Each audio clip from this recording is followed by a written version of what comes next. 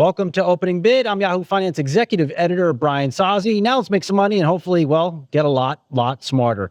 Here with me now is Cognizant CEO Ravi Kumar. Ravi, good to see you. Welcome to our not so humble abode here at Yahoo Finance. Appreciate it. Thank you so much, Brian. Thanks for hosting me today. So I think maybe you could explain to listeners and viewers, what is Cognizant? What do you do? How do you do it? And how global is your business?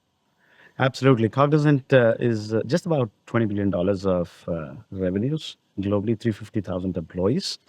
And we actually help large enterprises go through the transformational journeys powered by technology. And it so happens that the new technology on the block is actually AI-led. How did you get into this? So I have been at Cognizant. Life story. My life story. Yeah, sure. I started as a nuclear scientist. Wow. I ventured into many things. And in serendipity, I landed into tech services. And tech services is an exciting journey because you get a chance to apply technology to businesses and support them on their transformation. So I spent almost 20 years at Infosys. They trained me well enough to become a CEO of a better company. You're doing something right. To become a CEO of a better company. Yeah. And Cognizant, I joined Cognizant in 2023 Jan as a CEO. And I'm so excited about the franchise of Cognizant. It's a company which was born at the intersection of technology and industry domain. So we apply technology to enterprise landscapes. We understand the domain very well, so we do it very well.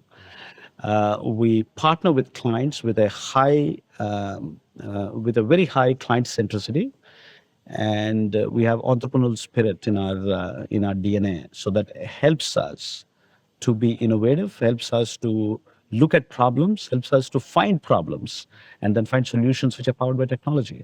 So I couldn't have thought of a better platform to express myself as a CEO. So I'm so lucky to be at Cognizant. Ravi, I've never talked to someone. We've had a lot of guests on Opening Bid. I've never talked to someone who was a nuclear scientist. What is that? I can't help but ask. What is that role? Nuclear sciences have over the few decades have evolved to using energy for more creative and constructive purposes. So nuclear sciences are used for cancer treatment. They're used to power electricity. I mean, some countries actually run 55 to 70% of the source of energy is nuclear sciences, and it is actually one of the greenest ways of generating power. So there is so much more to do with nuclear sciences. I'll tell you this transition between technology and science. It's a very important transition. When I was a nuclear scientist, that was my first job. I loved in the late 90s. I loved the pace of the velocity of change in technology. So I got bored with the slow pace of science, and I actually moved to technology.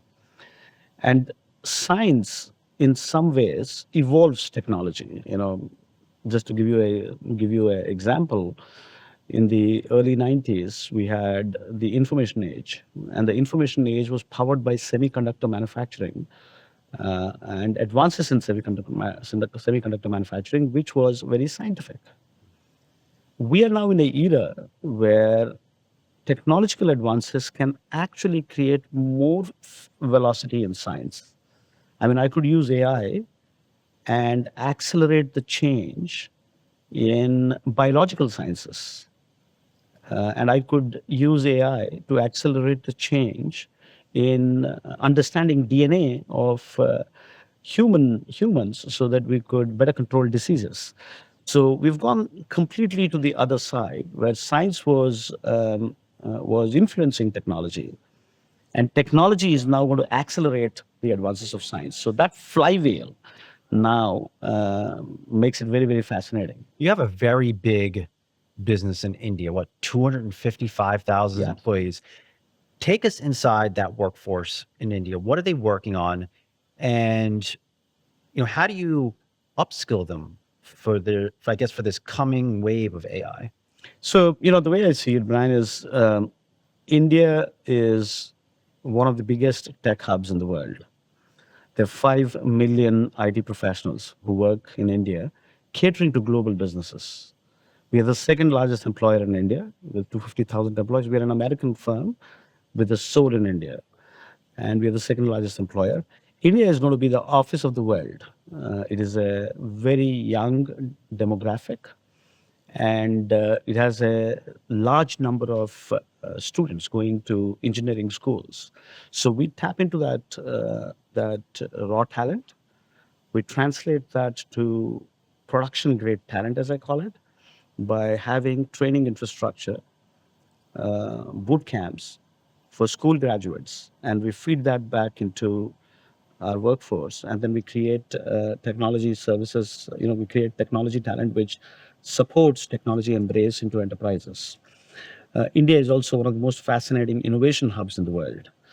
In fact, India almost thrives on reverse innovation, as I call it. It's innovation at the bottom of the pyramid, because a large number of people in India um, earn between $2,000 to $5,000 a year. So the ability to do frugal innovation in India allows you to bring that mindset into technology services, because in technology services, if you can reduce the cost of technology deployment, you can actually get more technology to be consumed by enterprises. And as technology gets consumed by enterprises, the elasticity of technology allows you to create more intensity and more value. So over the last 40 to 50 years, the consumption of technology has increased because the cost of technology deployment has gone down. Counterintuitive that as it goes down, the consumption increases, and that's the elasticity. So India provides that huge opportunity for us to create a pool of talent which can cater to the global needs of technology. There are only 25 million IT professionals across the world. There are only 25 million IT developers across the world. So it's a small pool of talent for a need which is much, much more. Is it? I'm sure you're watching the election season. I think a fair word is to say it's been contentious, and we're not even near the election yet. Is it hard to be a global multinational company with that size of a workforce in another country, given everything happening here in the U.S.? The way I see it is technology and technology-led work diffuses very fast. Of course, the geopolitical situation around the world is very uncertain. In fact, I've said this before, that we have always seen periods of change. We have seen periods of uncertainty. This is one of those few times we have seen periods of change and uncertainty coming together. The change because of advances of AI ahead of us, the uncertainty because of the geopolitical situation around the world. So technology is sometimes a leveler. I mean, you could transcend boundaries to generate and deliver work, and break those barriers in between. So I mean, it is such a big transformational driver that in spite of the geopolitical challenges around the world, the change is very promising. And I'm hoping that change will trigger. It will. The need of AI to the world to increase productivity. I mean, productivity has been flat across the world for the last 10 years. And productivity is needed for economic prosperity and for social mobility. So, I mean, it increases it increases wages. It increases the power of increasing wages without increasing inflation, because you have more per capita income. So, I think that power is going to break the barriers and the uncertainty, and it will transcend those roadblocks, to generate the kind of momentum we all need to improve productivity, improve lives.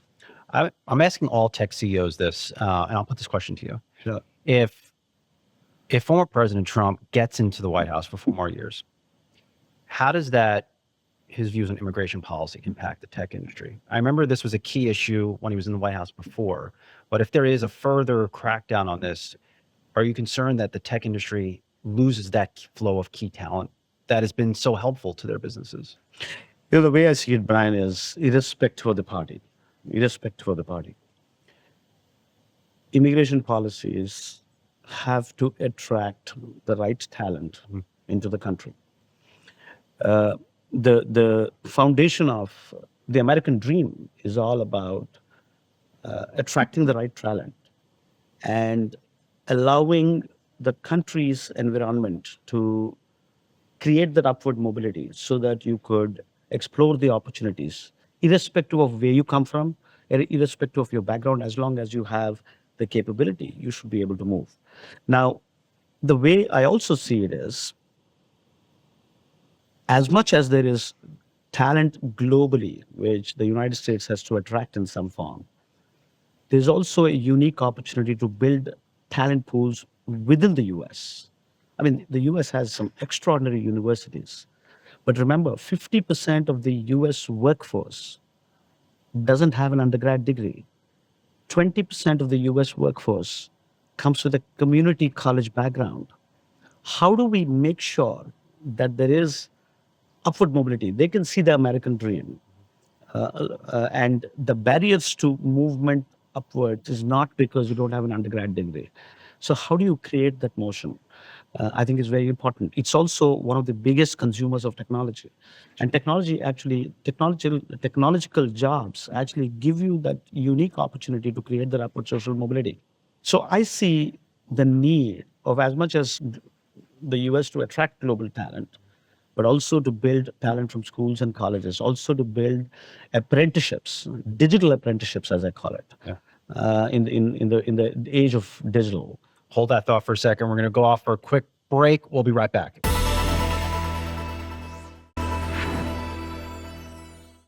Having a really great chat here with Cognizant CEO Ravi Kumar.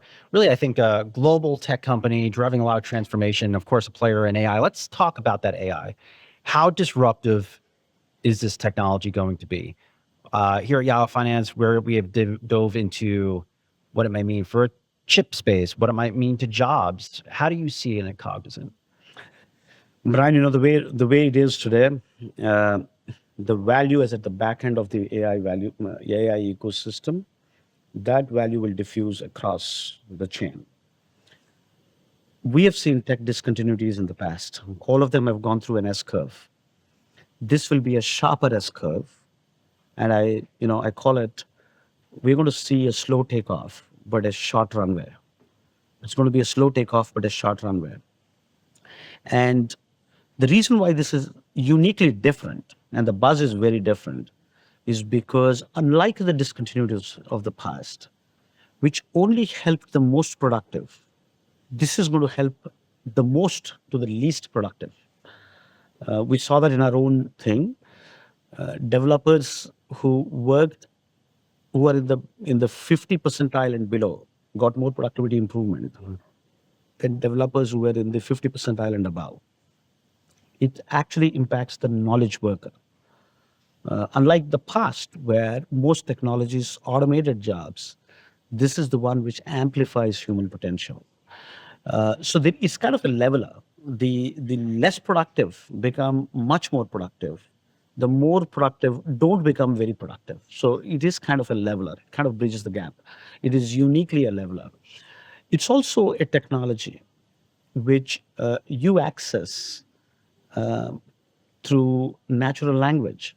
I mean, for the first time in the computing history, in the arc of computing history, humans are not trying to understand computers. Computers are trying to understand humans. That's a really good point. So I never heard you actually flip it around like that. Yeah, it's a flip around. So what really is going to happen is this technology will diffuse much faster. And therefore, I say it's a sharp S curve.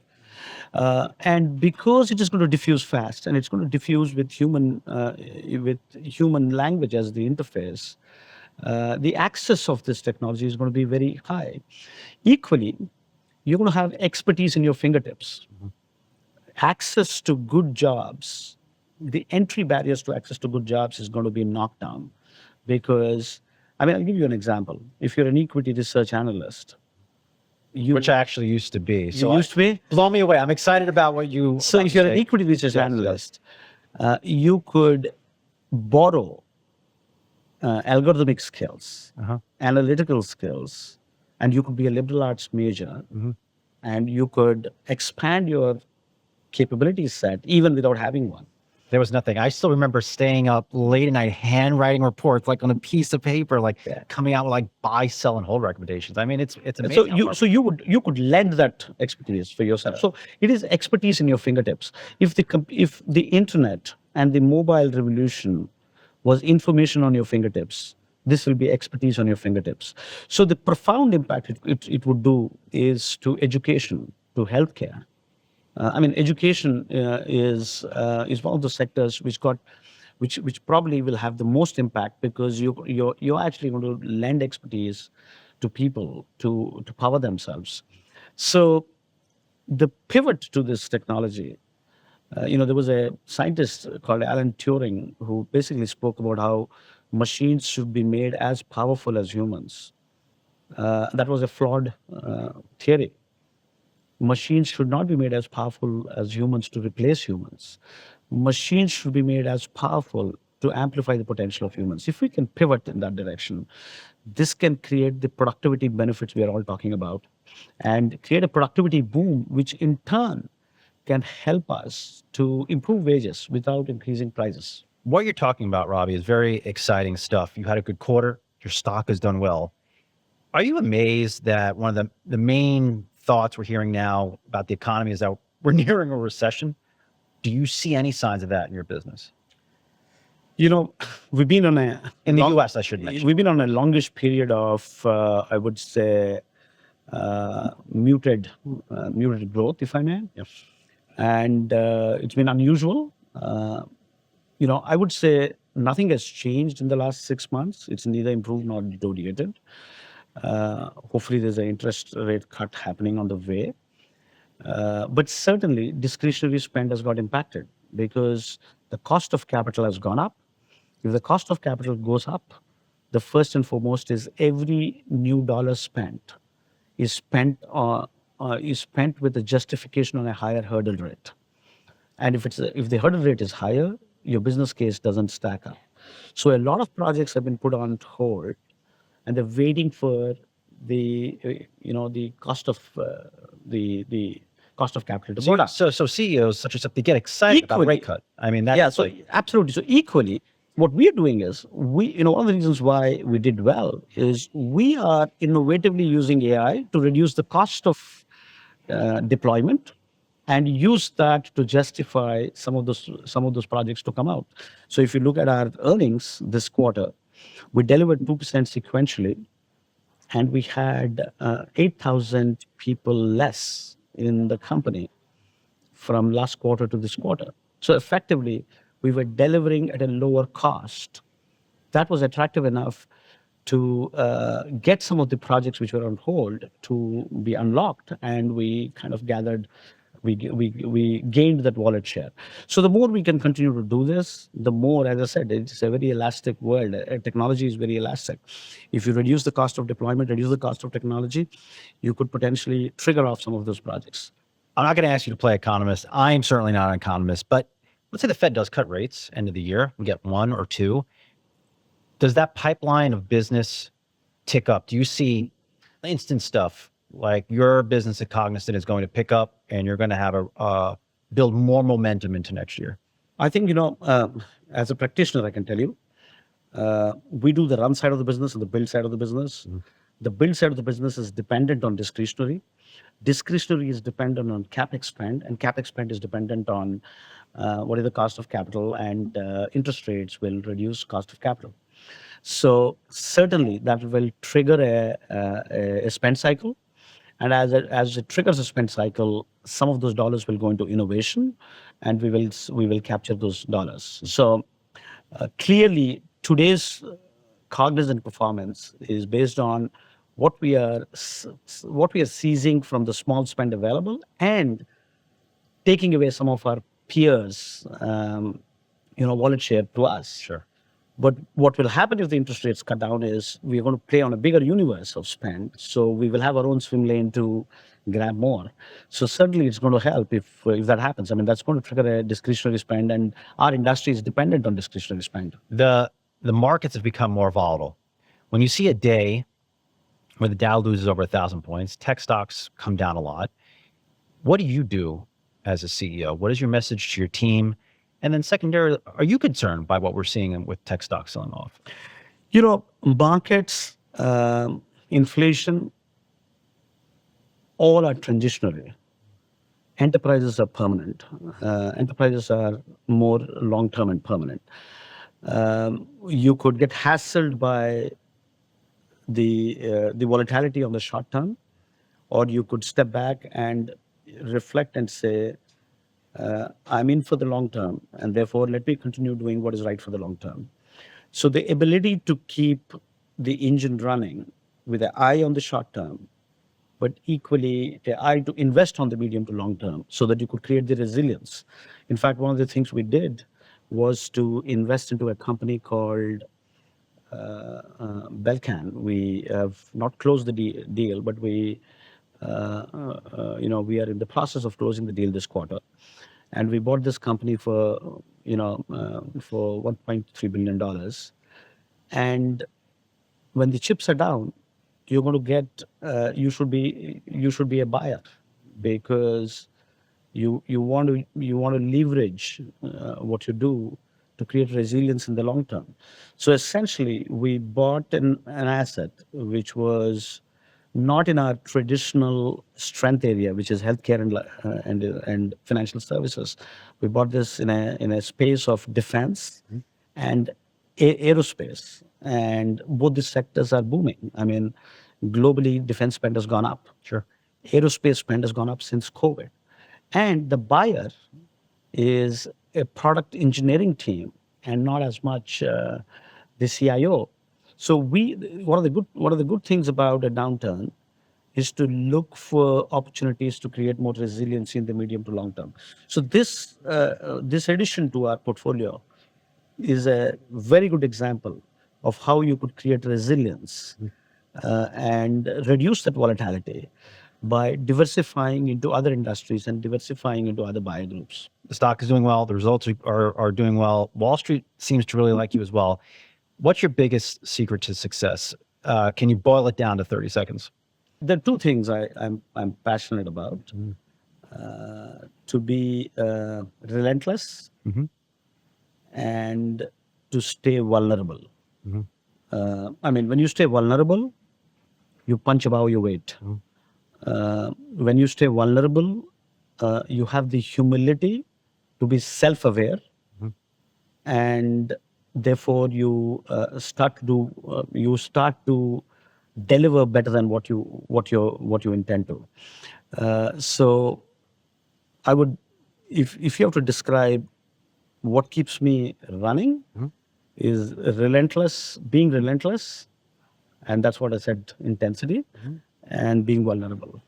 I can dig that. I'm going to borrow that. Don't leave me hanging there. Cognizant CEO Ravi Kumar, I like that. Well, good words of wisdom. Adhere to them, follow them, share them on social. That's it for the latest episode of Opening Bid.